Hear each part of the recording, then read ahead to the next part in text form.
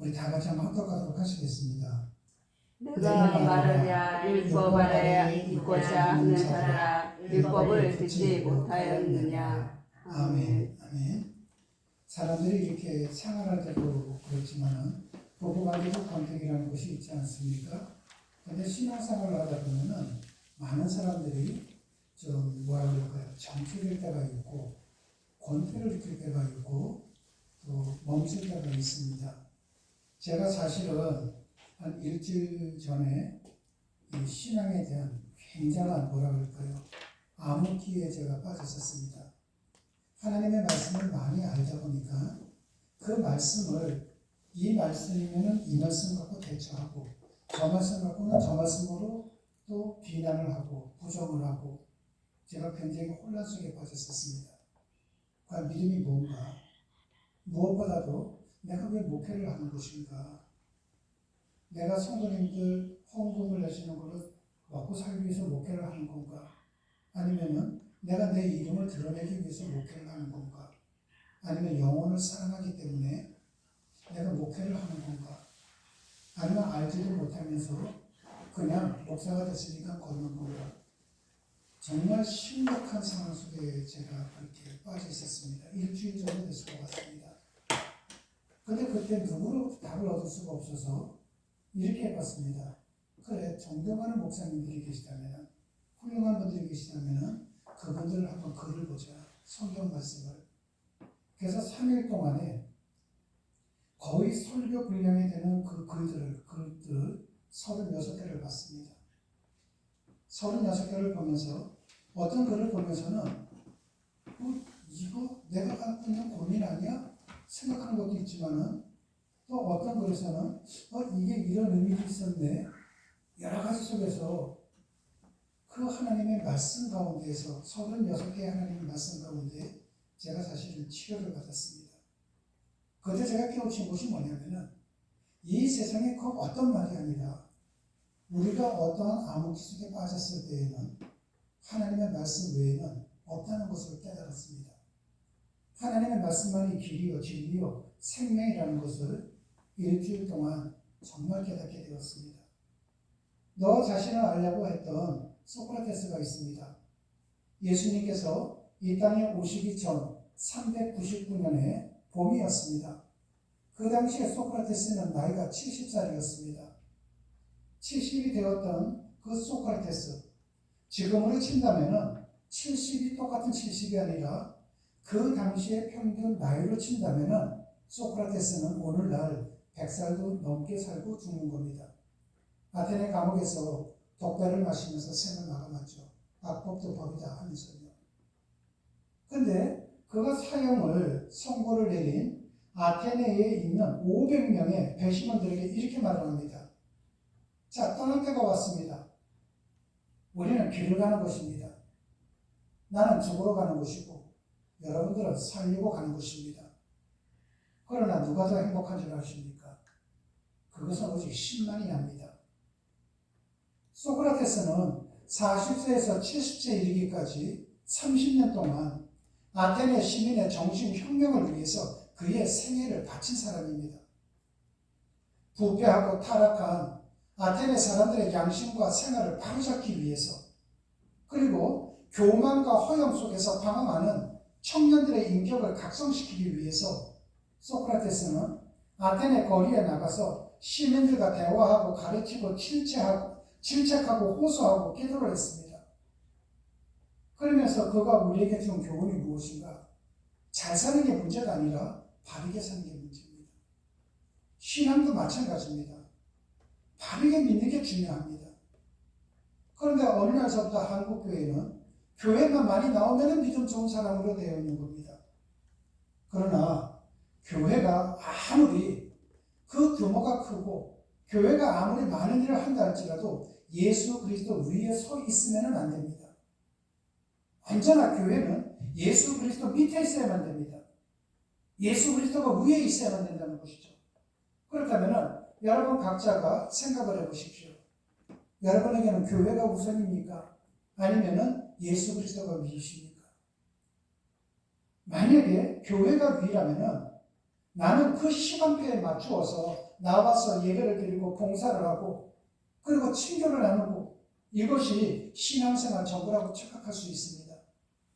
하지만 예수 그리스도가 위라고 생각하는 분들은 내가 어디에 있든지 그곳에 주님께서 나와 함께하고 계시기에 나의 삶의 태도가 달라지게 됩니다. 근데도 불구하고 하나님의 말씀 속에 거하는 것이 아니라 나 자신의 감옥 속에 가둬둔다면 그것처럼 초라한 인생은 없거든요. 오늘 본문에서 율법 아래에 있고자 하는 자들아 이렇게 있습니다. 글자 그대로 해석을 한다면 율법을 사랑하고 율법을 존경해서 지키려고 하는 사람들처럼 보이지만 갈라디아 교인들을 너희들은 율법 속에 갇혀있는 자들이구나 지금 비꼬는 겁니다. 이것은요. 이 말씀은 다른 얘기로 한다면 너희들은 종교 생활을 하는 것이 신앙생활이라고 착각하고 있니? 웃기지 말아라. 신앙생활은 그런 것이 아니야. 지금 비꼬는 겁니다. 사도 바울은 믿음으로 말미암아 우리가 율법의 속박에서 벗어나 자유를 얻었으므로 그리스도 안에서 얻은 이 자유를 굳게 지킬 것을 강력하게 지금 주장하고 있는 것입니다. 인간이 추구해야 할 진정한 의미의 자유가 뭔지 아십니까? 단순한 정치적, 사회적, 개인적인 자유만을 의미하는 것이 아닙니다. 하나님의 말씀으로부터의 자유함이 없다면 진정한 자유가 아닌 것이죠. 우리 주변을 보십시오. 인기를 한 몸에 얻었던 연예인이 자살을 합니다. 현대그룹 회장이 자살을 합니다. 전직 대통령이 자살을 했습니다. 그들이 가진 것이 없었을까요? 아닙니다. 있습니다. 그런데도 불구하고 왜 그들이 생을 마감하는 줄 아십니까? 진짜 자유가 그들에게 없었기 때문입니다. 우리나라와 북한의 차이, 즉 민주주의와 공산주의의 차이를 한 단어로 표현하자면 자유죠. 대한민국은 자유가 있습니다. 그러나 공산주의 북한에는 자유가 없습니다. 그렇다면 민주주의에 표방하는 나라는 자유가 있기 때문에 범죄가 없을까요? 아닙니다.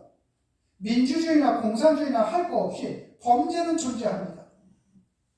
사람이 세상적 관점으로 추구하는 자유는 진정한 자유가 아니라는 것입니다. 진정한 자유는 하나님의 말씀으로부터 기인됩니다. 말씀으로부터의 자유 또는 율법으로부터의 자유는 하나님의 말씀 안에 있을 때에만이 가능합니다. 물고기는 물을 떠나서는 자유하지 못하고 죽습니다.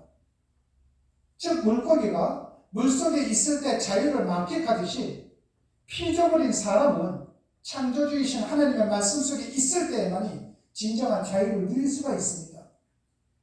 그런데 하나님의 말씀을 가볍게 여긴다든지 하나님의 말씀 안에 거하지 못하는 사람들은 내게 돈만 있으면 난 자유할 거라고 생각합니다. 그것은 착각입니다. 나에게 건강만 있으면 자유할 거라고 생각합니다. 그것은 초라한 착각입니다. 나에게 모든 것이 있으면 나는 참 자유할 거라고 생각합니다. 그것은 추락하는 모습이죠. 하나님의 말씀 속에 거할 수 있게 되는 근본이 뭔지 아십니까? 바로 예수 그리스도의 복음을 믿는 믿음입니다. 하나님의 말씀을 보십시오. 하나님의 말씀은 설명책이 아닙니다. 그래서 하나님께서 말씀으로 우주 만물을 창조하셨을 때 이것은 이렇게 이런 과정을 거쳐서 이렇게 창조했다. 설명이 없습니다. 하나님의 말씀은 거짓말처럼 나온다 할지라도 믿는 겁니다. 왜 믿는 줄 아십니까? 그것이 진짜이기 때문에 믿는 겁니다. 근데도 불구하고 사람들은 진짜를 잘 믿지를 않습니다. 오히려 드라마를 보십시오. 연기자가 연기를 합니다. 그 사람의 진짜의 삶은 아니죠. 가짜죠. 그런데도 불구하고 드라마에서 선한 역할을 한다면 그 가짜를 진짜로 생각하는 사람들이 많습니다. 그 반면에 하나님의 말씀은 진짜임에도 불구하고 내가 이해를 하지 못한다고 해서 내 상식 속으로 받아들이지를 못한다고 해서 그 하나님의 말씀을 받아들이지 못한다면 그 아무리 많은 것을 소유했다 할지라도 그 사람에게는 진정한 자유가 없습니다. 오직 하나님의 말씀 속에 거할 때만이 그리고 그 말씀을 믿을 때만이 하나님께서 우리에게 자유함을 선물로 주신다는 것입니다. 진리가 너희를 자유케 한다고 하지 않았습니까? 그렇다면 오늘 주님께서 우리에게 주신 자유를 하나님을 믿는 여러분들은 오늘 어떻게 사용하셨습니까? 여러분의 삶의 현장에서 주님께서 주신 자유를 여러분들은 사용하시기나 하셨습니까? 우리에게 주신 자유를 무엇을 위해 사용하셨습니까?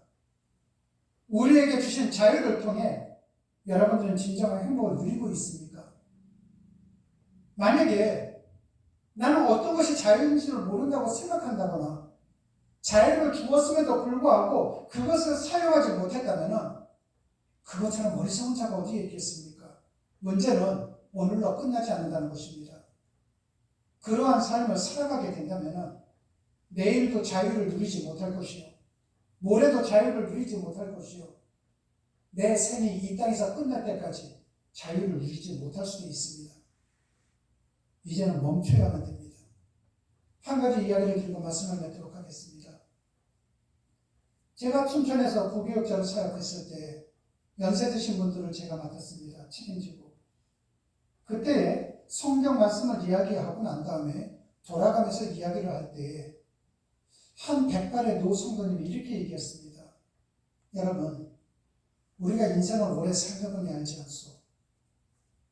우리가 인생길 살다 보면은 때때로는 유혹이 우리를 유혹할 때가 있습니다. 나의 무지가 나를 유혹할 때가 있습니다. 그때 우리는 멈춰야만 합니다. 하나님의 말씀 앞에 멈춰야만 합니다. 세상에서 가장 깨끗한 것은 하나님의 말씀이요, 우리에게 자유를 줄 수 있는 것은 진리이신 하나님의 말씀밖에 없습니다. 그때에 그분들을 향해서 제가 설교를 했던 것보다도 그 노 성도님의 그 말씀이 모두에게 크나큰 은혜를 끼쳤습니다. 여러분, 멈추십시오. 여러분들의 생각은 아무리 중요하지 않습니다.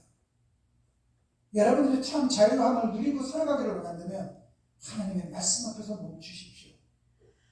그리고 그 하나님의 말씀 앞에 질문을 던지십시오.